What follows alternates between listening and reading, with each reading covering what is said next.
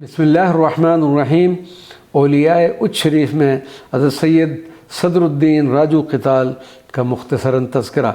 सैयद सदरुद्दीन राजू क़िताल हज़रत मखदूम जहानियान जहाँ गश्त के बिरादर हकीकी और आपके खलीफ़ा अजल हैं। विलादत 730 हिजरी में हुई। हज़रत मखदूम जहानियान के विसाल के बाद आप सज्जादा नशीन मुकर्रर हुए। रियाज़तों और कसरत मुजाहिदात की वजह से आप पर इस्तिग़राक़ की कैफ़ियत तारी रहती थी।